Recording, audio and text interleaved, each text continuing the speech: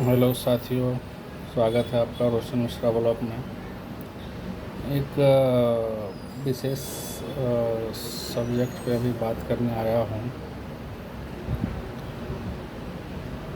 जब से यूपी में बीजेपी का सीट संख्या कम हुआ है,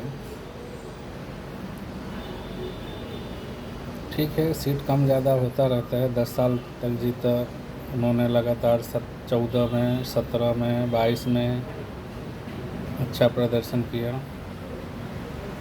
अभी 24 में कुछ सीटें कम हो गई। ठीक है, कम हो गई, कोई बात नहीं।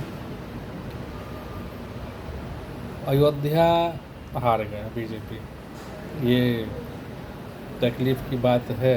सबको तकलीफ़ है ये चीज़ की कि जहाँ पे राम मंदिर के लिए इतना साल से ये था और ये बार राम मंदिर बना, उसके बाद जो राम मंदिर के आजू बाजू का जितना भी क्षेत्र था वहाँ पे बीजेपी हार गया।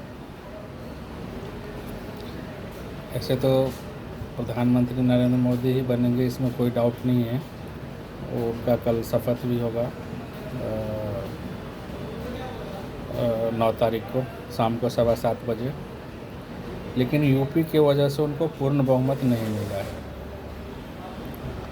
लेकिन जब से अयोध्या में बीजेपी हारी है,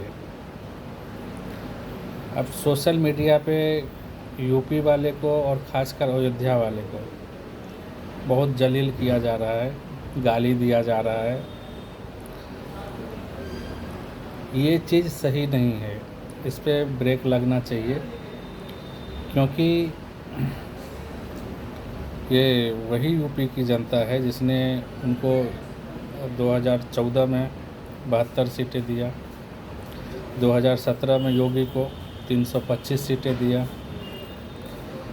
फिर 2019 में सपा बसपा का गठबंधन था, उसके बाद भी 62 सीटें दिया, और अभी भी उनको 36 सीटें मिली है। ऐसा नहीं है नहीं मिली है, लेकिन अयोध्या हार गए और प्रदर्शन मिला जुला के यूपी में उनका अच्छी नहीं हुआ। यूपी के प्रदर्शन के कारण ही, हालांकि महाराष्ट्र में भी काफ़ी नुकसान हुआ है, लेकिन यूपी के वजह से उनका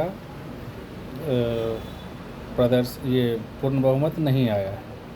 लेकिन एक ऐसा ट्रेंड चल रहा है सोशल मीडिया पे, जिधर भी जाओ यूपी वाले ऐसा है, अयोध्या वाले ऐसा है, ऐसा है, ऐसा है। चीज़ बिल्कुल गलत बात है।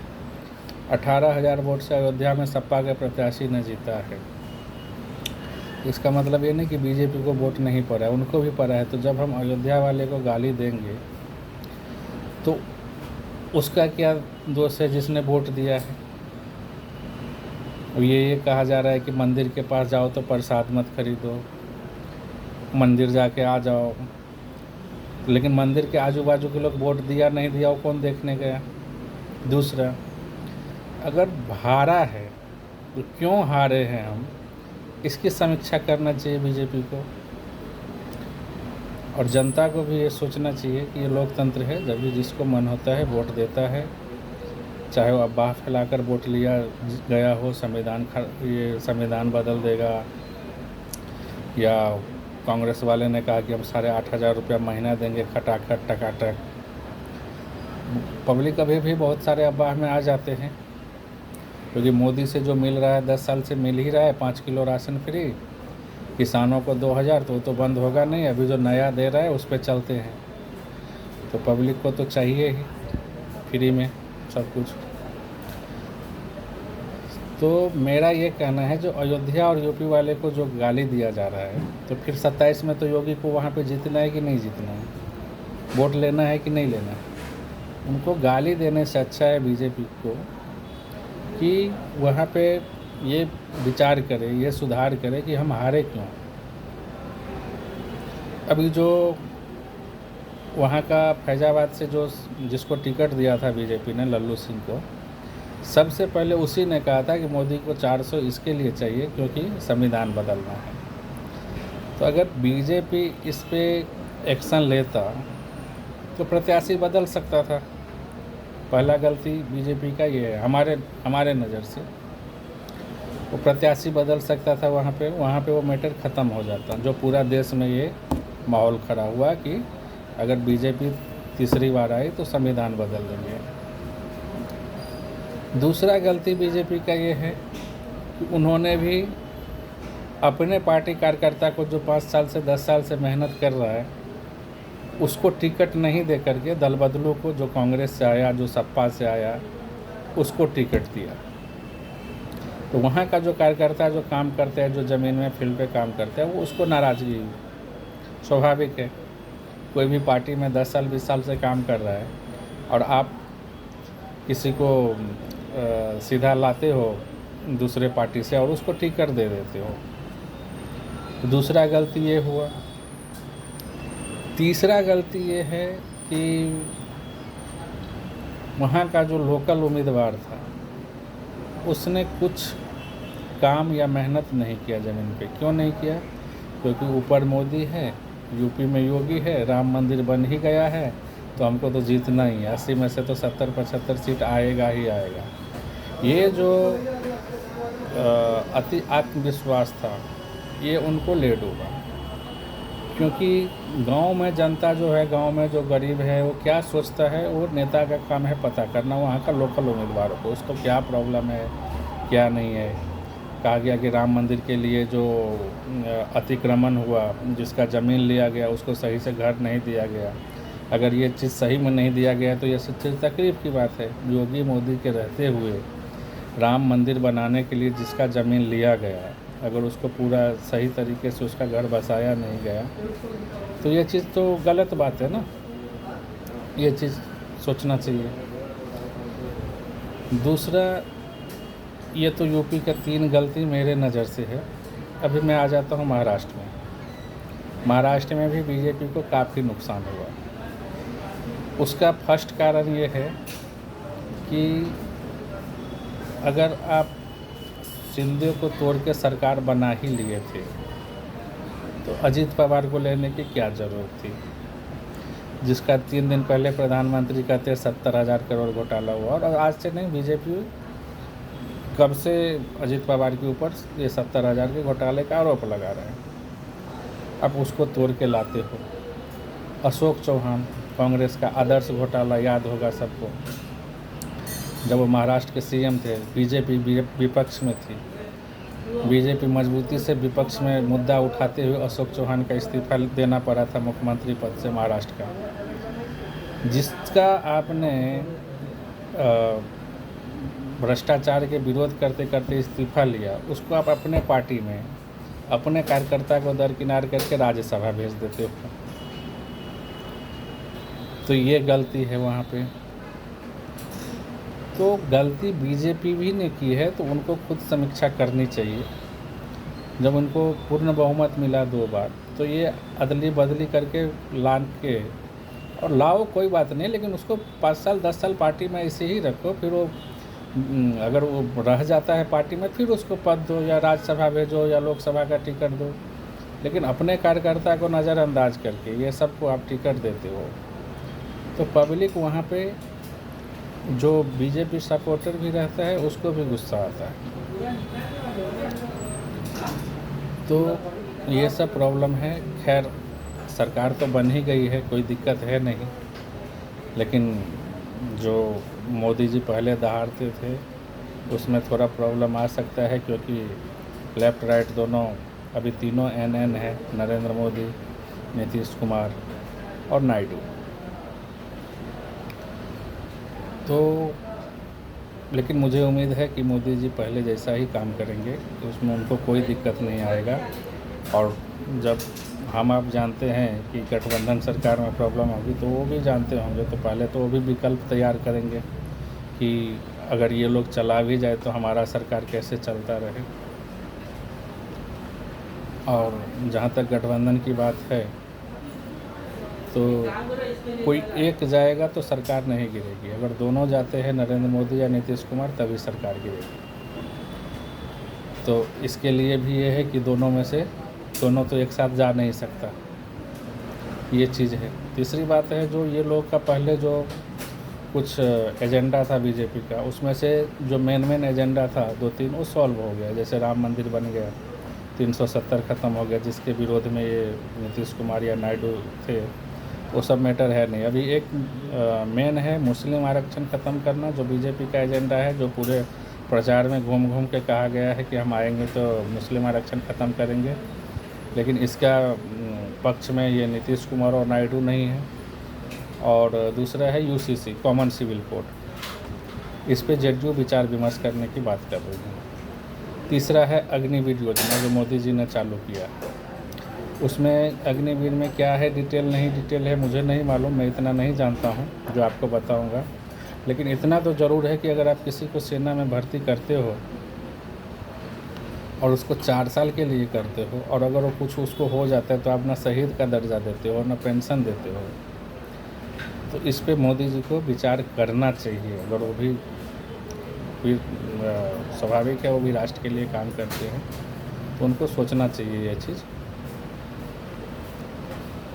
तो ये जो मिला जुला कि अभी राजस्थान में कुछ सीटें कम हुआ, ये होना ही था, क्योंकि 2 बार क्लीन स्वीप किए थे 14-19 में, तो हर बार तो ऐसा होगा नहीं ना, तो होना ही था। गुजरात में 26 के बदले 25 मिला, होना ही था। इस बार कमाल कर दिया 2 स्टेट ने, उड़ीसा और मध्य प्रदेश। मध्य प्रदेश में जो 29 में से 28 आता था, वो 29 का 29 आ गया, और उड़ीसा में 21 में से 20 आ गया, और दिल्ली लगातार 3 बार से 7 का 7 सीट जीत रहे हैं।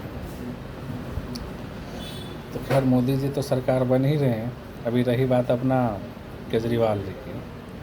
केजरीवाल जी आए थे प्रचार करने जेल से, जेल का फ़ोटो ले लेके घूम रहे थे, जेल का जवाब वोट से। लेकिन दिल्ली वाले ने उनको लोकसभा में नकार दिया, उनको कोई भी वोट नहीं मिला, वोट ही नहीं। अगर वो कांग्रेस के साथ गठबंधन भी किए थे, लेकिन राहुल गांधी के साथ रैली नहीं किए। इसके लिए नहीं किए क्योंकि कैसे करते, दिल्ली में भी ज़्यादा आबादी सिखों की पंजाबी की है, पंजाब में वो दोनों आपस में लड़ रहे थे, तो यहाँ पे दोनों मिलकर रैली नहीं किए। यहाँ पे 7 की 7 सीट बीजेपी जीत गई। पंजाब में भी वो 3 सीट जीतने में कामयाब हुए 13 में से। पंजाब में इसलिए गठबंधन नहीं किए थे कि हम 13 का 13 सीट जीतेंगे, लेकिन वहाँ कांग्रेस अच्छे से जीत गई। अभी यहाँ पे तो गठबंधन उनका टूटना तय है। केजरीवाल तो विधानसभा में तो कांग्रेस से गठबंधन करेंगे नहीं, क्योंकि उनको अकेला सत्ता में आना है। अभी सत्ता में आएंगे या नहीं आएंगे वो तो खैर दिल्ली की जनता के ऊपर है, 25 में चुनाव होना है, क्या होगा। लेकिन केजरीवाल जी के लिए मैं एक बात करना चाहूँगा, और ये बहुत गंभीर बात है देश की जनता के लिए, देश की पार्टी के लिए, देश की नेताओं के लिए, हर किसी के लिए सोचने की बात है कि जब केजरीवाल जेल गए तो उसको बचाने के लिए जितना पूरा इंडिया गठबंधन है, रामलीला मैदान में एक साथ आ गए। उसी रामलीला मैदान में जो जितना इंडिया गठबंधन है सबको जेल भेजने के लिए आंदोलन किया करते थे। ज़्यादा दिन पहले नहीं, 10 साल पहले यही केजरीवाल अन्ना हजारे के साथ में सबको जेल में डालो, आरोप लगे इस्तीफ़ा दो। लेकिन उसी को बचाने के लिए यही इंडिया गठबंधन आ गए। अभी तकलीफ़ की बात यहाँ पे ये है कि ऐसा ट्रेंड हो गया है, ऐसा ट्रेंड उन्होंने बनाया है। पहले तो कहते थे कि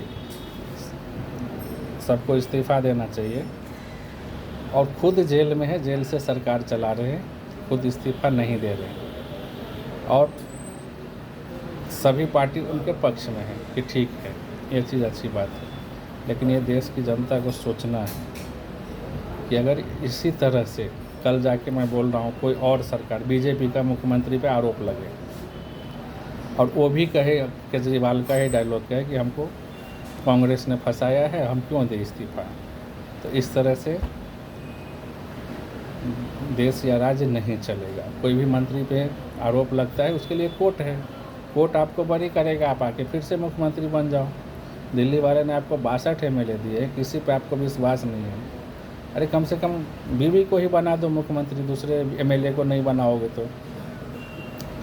लेकिन वो खुद ही, क्योंकि उनका खुद के अलावा किसी पे विश्वास ही नहीं, और वो ये भी जानते हैं कि अगर हम एक बार मुख्यमंत्री से हट गया तो मैं कहीं का नहीं रहूँगा, कुछ नहीं, मुझे घर बैठना पड़ेगा। भगवंत मान तो बन गए हैं मुख्यमंत्री, लेकिन मैं कुछ नहीं रह पाऊँगा अगर किसी को दूसरे को मैं मुख्यमंत्री बनाया तो।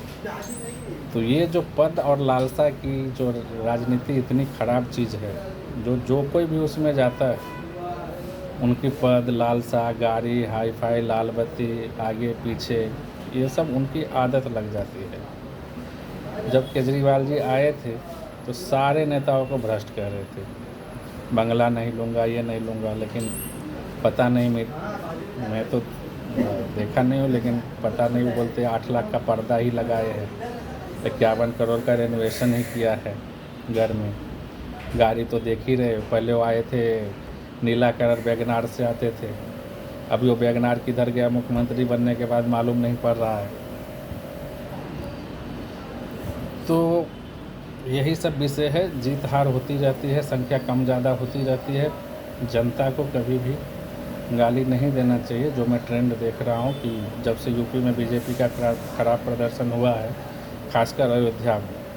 लेकिन एक चीज़ है, अयोध्या वालों को भी सोचना चाहिए कि जहाँ पे वो रह रहे हैं अयोध्या के आसपास, जब इतना दिन उनको कुछ नहीं मिला किसी नेता से, तो 5 साल और उनको पेट्रोल महंगा मिलता, टमाटर महंगा मिलता, 8,500 रुपया महीना खटाखट नहीं मिलता, फिर भी उनको वोट देना चाहिए था बीजेपी को।